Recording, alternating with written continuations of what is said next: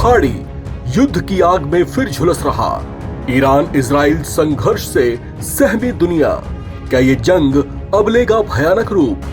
ये कुछ ऐसे सवाल हैं जिसने पूरी दुनिया में चिंताएं बढ़ा दी हैं, क्योंकि इन दो छोटे देशों के आपसी टकराव का बहुत गंभीर साइड इफेक्ट और बहुत भयंकर परिणाम हो सकता है। इस युद्ध की शुरुआत करने वाले ईरान ने पहले से गाजा में युद्धरत इजराइल का कार्गो शिप जब्त कर पहले उसे उकसाया और फिर 12 घंटे के भीतर ही उस पर मिसाइलें बरसा दी।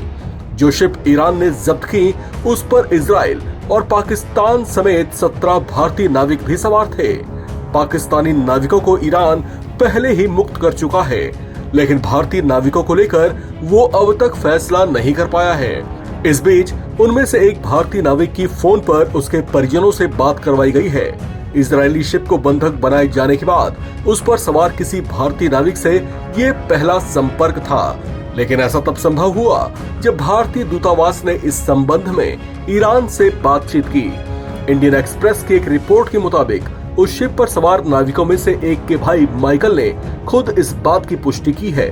उन्होंने बताया कि उनके बंधक बनाए गए भाई से लगभग आधे घंटे की बातचीत करवाई गई है। भारतीय दूतावास के इस प्रयास से पहले तक शिप पर सवार भारतीय नाविकों को फोन के इस्तेमाल की अनुमति नहीं थी।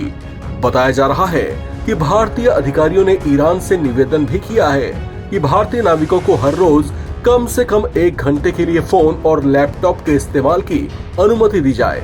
भारत के इस संज्ञान के बाद ईरान ने आश्वासन दिया है कि भारतीय नाविकों को कोई परेशानी नहीं होने दी जाएगी। उन्होंने बताया कि शिप पर उनके खाने पीने की पर्याप्त व्यवस्था है। आपको बता दें कि भारत के ईरान और इजराइल दोनों ही देशों से मैत्रीपूर्ण संबंध रहे हैं। मिडिल ईस्ट, एशिया और यूरोप तक अपनी पहुंच के मकसद से ईरान भारत का महत्वपूर्ण पार्टनर है। ईरान में भारत चाबहार पोर्ट बना रहा है ताकि पाकिस्तान को नजरअंदाज करते हुए भारत अफगानिस्तान और मिडिल ईस्ट के दूसरे देशों तक पहुंच बना सके। ईरान के साथ भारत के व्यापारिक संबंध भी अच्छे हैं। उससे भारत बड़ी मात्रा में कच्चे तेल का आयात भी करता है। ऐसे में भारतीय नाविकों को लेकर भारत के निवेदन पर ईरान ने गंभीरता से विचार किया है।